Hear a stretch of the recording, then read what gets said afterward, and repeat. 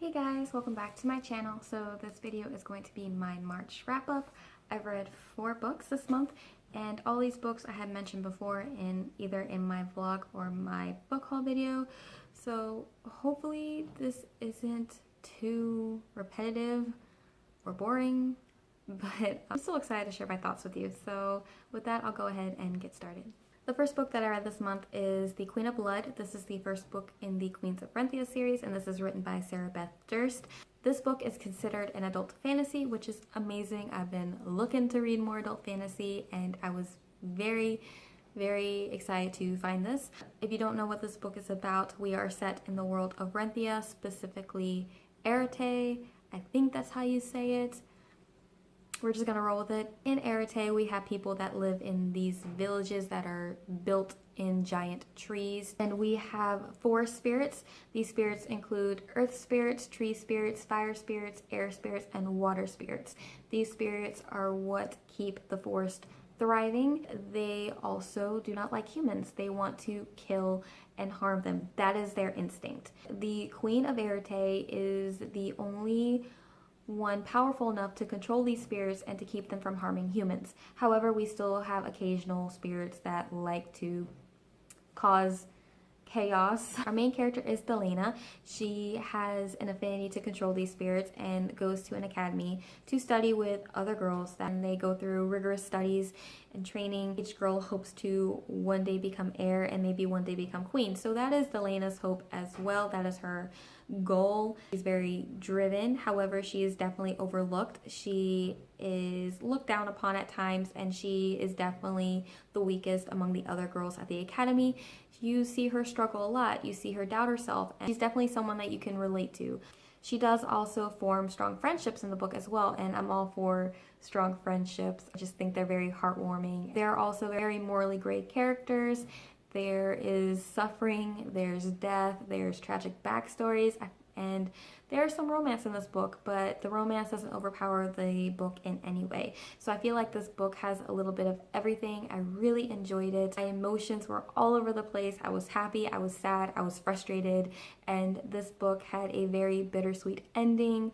Not everyone makes it to the end, and it's with the way that the world is in this book, the ending was definitely very realistic. I gave this 4 out of 5 stars. The next book that I read this month is the 5th book in the Mercy Thompson series titled Silverborne. If you're new to my channel, the Mercy Thompson series is an urban fantasy series. There's werewolves, there's ghosts, there's vampires, and I devoured this book. I devour every single book in this series.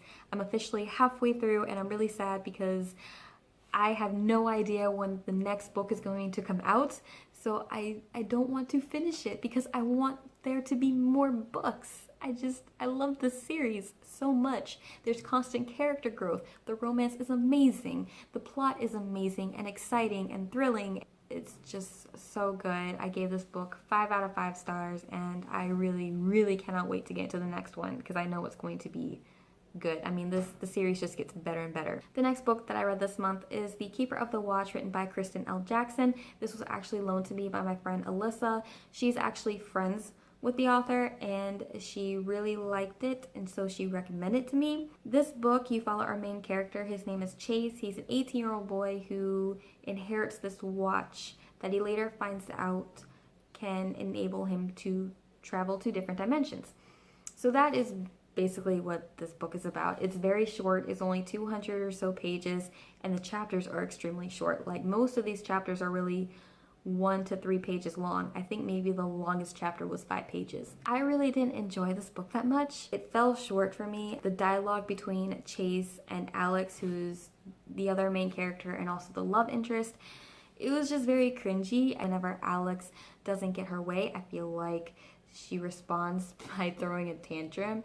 Just how she reacts when she doesn't get her way or when Chase doesn't understand what she's trying to say. It reminded me of a 2-year-old throwing a tantrum, and my son is 2, so I know what those tantrums are like. So that's just what she reminded me of, and that bothered me so much. That's just how I felt when I read it. There are also 2 antagonists in this book. I just found them to be really interesting, and I wanted to know more about them, but I don't know where they came from, and I don't know why they want this watch so bad. Like, I wanted to know that, but I didn't get the answers in this book.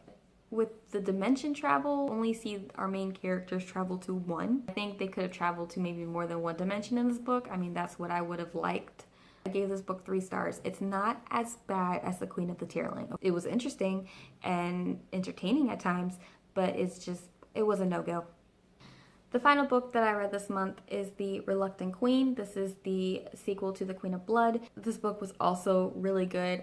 In this book, we are introduced to a new character. Delena is still one of the main characters. We're just introduced to a new one. Her name is Naylin. She is a mother and a wife. Her entire life, she has had the power to control spirits, but instead of going to the academy to train, she decided to keep her power hidden and to live a normal life and to not be noticed by the spirits whatsoever. So later, she is found out about her power and she is told that she's pretty much needed to help protect the people of Arete. And she just fights it along the way. She constantly says no. She wants nothing to do with it. She doesn't believe it's her fight. She'd rather be living a normal life with her children. I just feel like this book portrayed the relationship between mother and children so well, especially when it comes to dealing with children that don't necessarily understand what's going on, how to comfort them when they're scared, and dealing with tantrums here and there. I thought that was very well done. You also get political aspects in this book. You get people plotting, you get betrayal, you get more death, more suffering.